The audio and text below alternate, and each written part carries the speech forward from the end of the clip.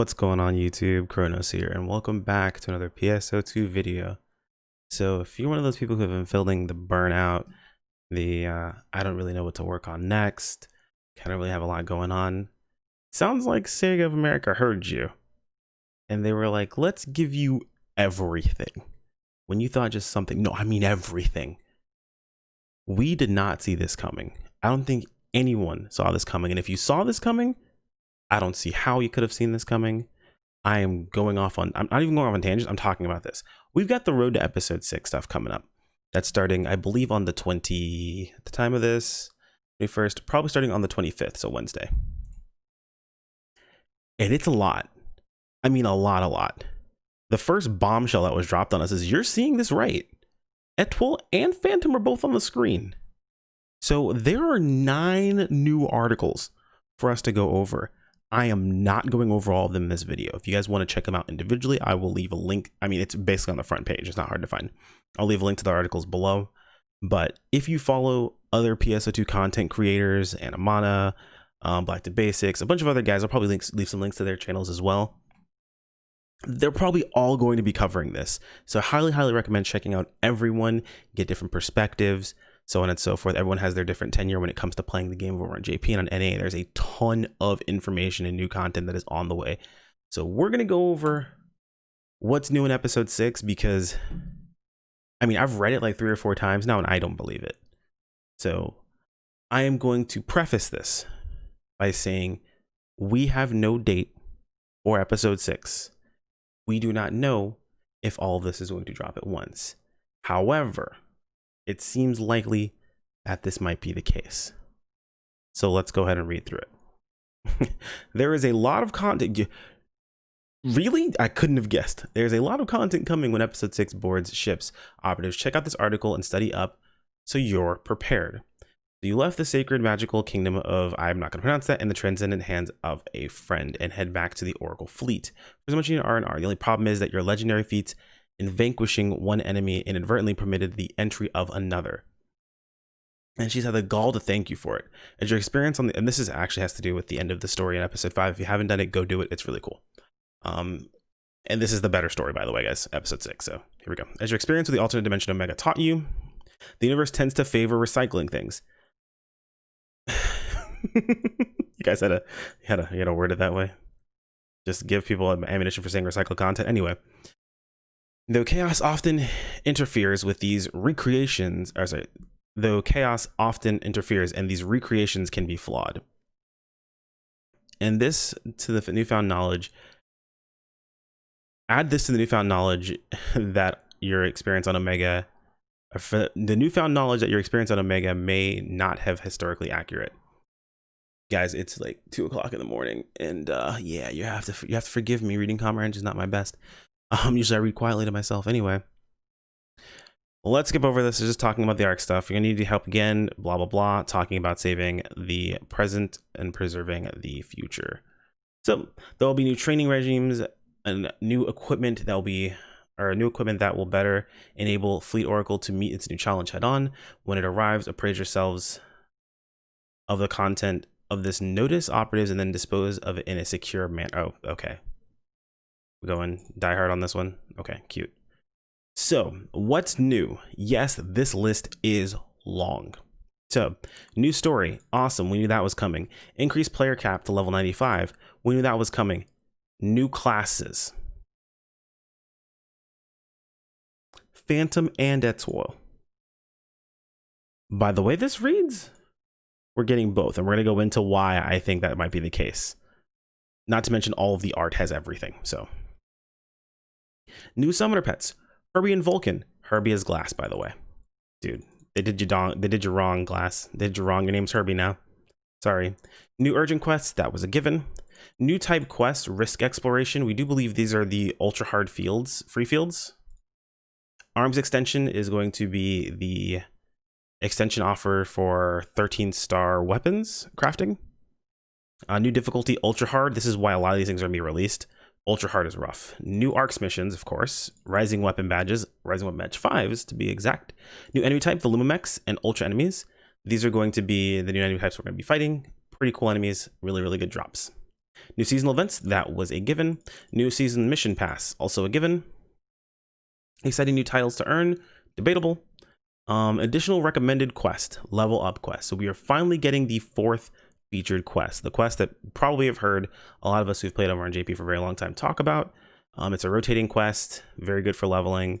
It's constant, available to you almost all the time. Some of them are better than others, but it's finally going to be here. So leveling should be a little bit easier than just spamming buster quests or having to do AQs, which, by the way, both of those are actually very lucrative. You might not realize it. We'll talk about it in a later video, but both are actually really useful for us right now. New collection folders, legendary 15-star collection folders and 14-star egg collection. This is huge, especially this one here. Summoners, this is enormous for you. New bonus quest, we're getting rainbow keys. Rainbow keys are gonna be dope. Quick little note, rainbow keys are best used after level 80, because I know someone's gonna ask that. Just go ahead and make a note of it now. New practice quests, Etoile, Phantom, and AIS Vega. A new AIS, which is the space version of AIS. Super, super cool stuff there. New S-grade augments, we knew that was coming. New 15-star weapons at Zig Shop. New 13-star units at Zig Shop. And 13-star units can have... Oh, wait. They updated this. This used to say something else. On stream, we were making fun of it a lot. I'm glad they fixed this. But 13-star units can have or no, it still says it. Can be have. Okay, I just can't read. 13-star units can be have S-class augments. Hopefully they fix this soon. Someone has to see that. So we're gonna go through and just talk about each of these. Again, there are tons of articles with other stuff in here, but I wanted to talk specifically about what's coming with episode 6. That's the most exciting stuff. So new story. Sorry, biggest simp in all of PSO2. Just gonna say it now. We're getting Phantom. Sick. We're getting Etoile. I have to open it. I have to open it. I'm sorry. This is me after reading this. Thank you again, Teddy Bear, for making this. This was the funniest thing at the end of our stream today. But anyway, Etoile, those of you guys who know me from playing JP, I'm so happy if this is actually coming out at the same time. But it makes it kind of awkward for like my thought process of playing Bouncer Phantom, but we'll see how things work out, right? So to talk about Etoile, you guys can read through this, some of the stuff that they have available to you. I'm not going to read through all of the class stuff. I already know most of it. You guys can read through each of it on your own. It's a lot of really, really cool stuff. So each of the little sections on your own, there's a lot of cool stuff. So they show off all these. You have the boy Herbie. I'm sorry, Herbie. Your name was Glass on JP. It was a better name. His name is Herbie on Global. This is kind of a dorky name. But hey, some people like the dorky name Herbie more, so hey, teach their own. Originally when this pet released, I heard a lot of summoners saying it was a bit underwhelming, but it looks like he's found his niche. So look forward to that. He's got a spot. And Vulcan, same thing. I heard it wasn't really that. I heard it was a bit underwhelming at first, but again, found his niche, does well. So again, look forward to that as well. New recommended quests. Talk about level up quests. Yep. So these quests, so it tells you these are new entry in the recommended quests at the quest counter, level up quests. These will also reward a special present at the end of the quest in addition to providing an additional 200% experience. That's always up, so that's fantastic. Collection folders. Now I wasn't aware of these weapons because I wasn't around like when these were very useful on JP, but I'm told these are actually really good weapons. The millionaire weapons are great for entry-level weapons and a 15-star weapon options. So if you don't have any 15 stars, you're kind of getting into the game itself. These may be super awesome for you in their collection folder. So super, super cool. We'll have to see how difficult it is to get that collection folder done when it comes out. So if you have someone who's going to be returning to the game, a friend that's going to be playing, and you're like, hey, look, man, you don't have a 15-star weapon. It's cool. We'll be able to get you one.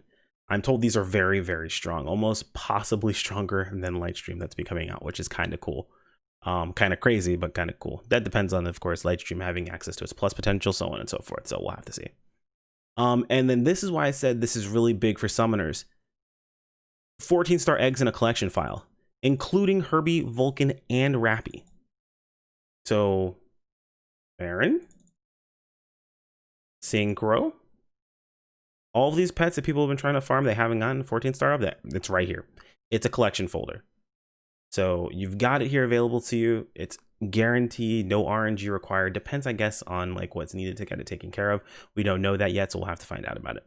New enemy types, Lumimex. I love these enemy types. They're a pain in the ass sometimes, but they're super, super cool. So Lumimex are coming around. Again, more Lumimex.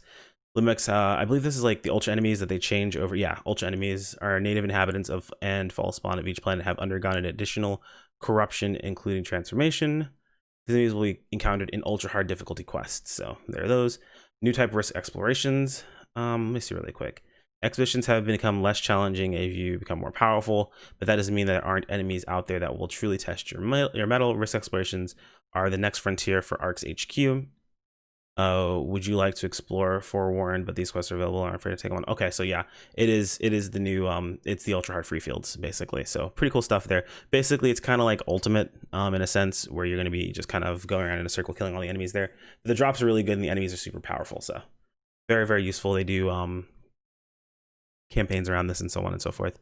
Get on weapons. Oh, then say hello to the new PP battery. Get on weapons are super, super good, so very nice. Just as we talked about this on stream, and I might clip it and set a link to it. I'm not sure. I haven't decided yet how I'm gonna do this video just yet.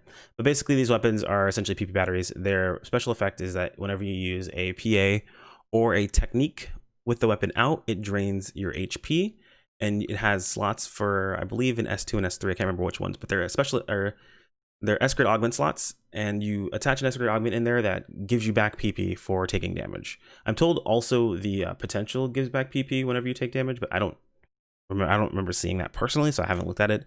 I will leave that up to you guys and those of you in the comments to confirm yes or no. What's super cool there? A few other weapons here. The Dyne weapons as well as the Resonant weapons are going to be available. It looks like these are just weapons, but these two are camos. It looks like this one's specifically geared more towards Phantom, where it's the rifle. This one is geared a little bit more towards, oh, I mean, this one's a katana, so it's katana and dual blades, so we'll have to see how this works out. This only says assault rifle, and this only says katana, so we'll have to see how this works out, because the fact that it has these little star hairs means it's a camo, so cool stuff there. 15-star weapons, I'm not sure how well these really work out. This is interesting. Bullet rays, weapon camo, TMG, knuckles, sword, assault rifle, so cool stuff there. And then these weapons, of course, a 15-star Yasmakov. Huh.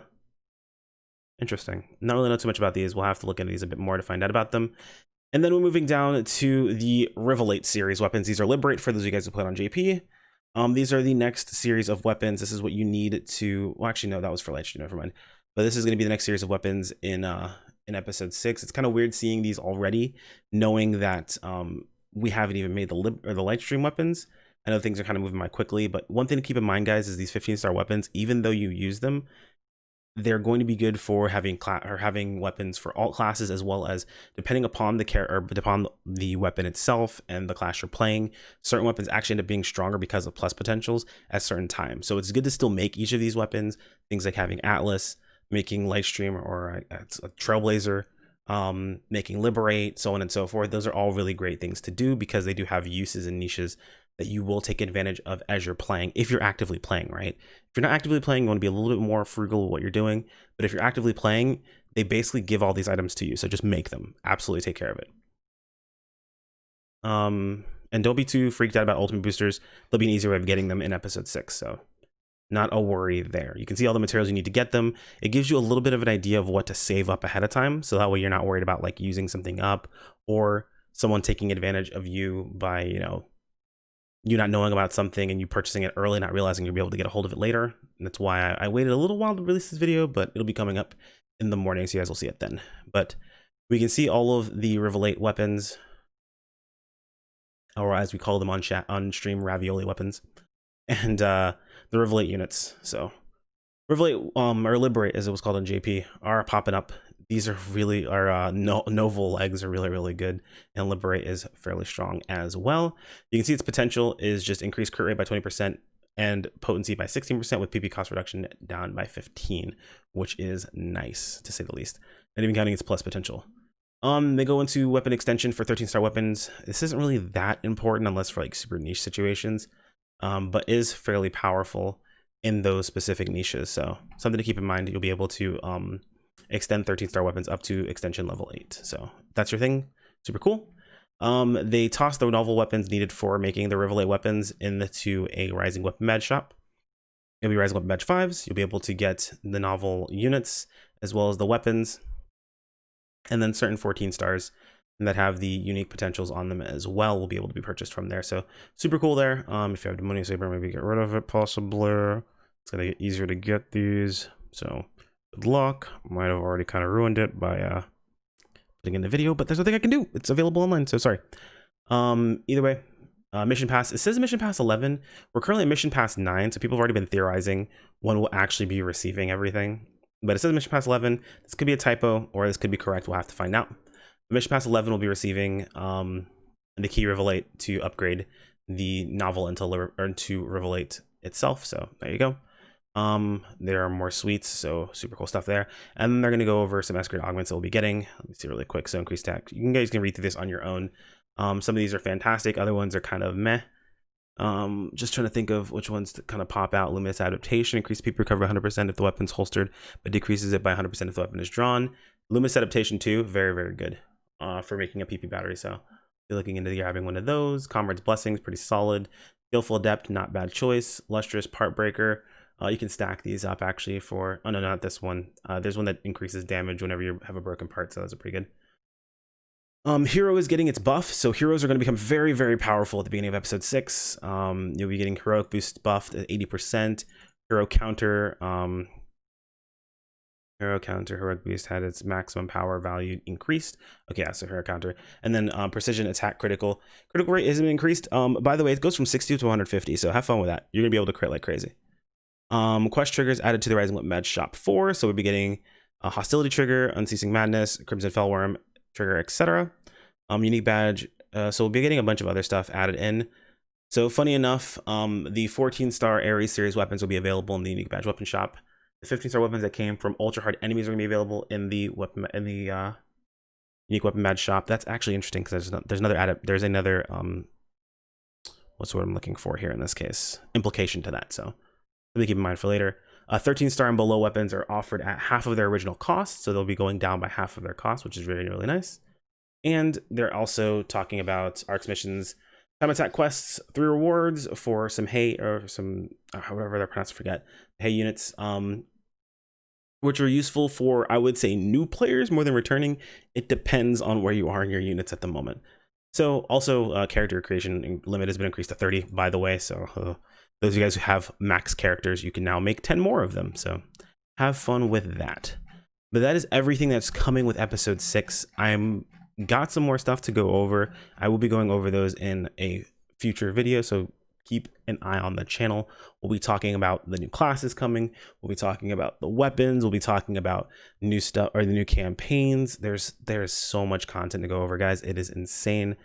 Anyway, guys, thank you guys for joining me on this video. As always, a like on the video is much appreciated. It absolves you of half of your ad block guilt. The other half is absolved by subscribing. Both are completely free, and they keep you up to date with all the content that's coming out. And I feel a little warm and fuzzy on the inside when you do. Click on the bell icon to be notified of when any videos pop up live. And if that's not really your jam, you can always follow us over on Discord or follow me on Twitter for notifications or interacting with each of us and each of those platforms. Thank you guys so much for watching, and I'll see you all in the next video. Take care. Peace out.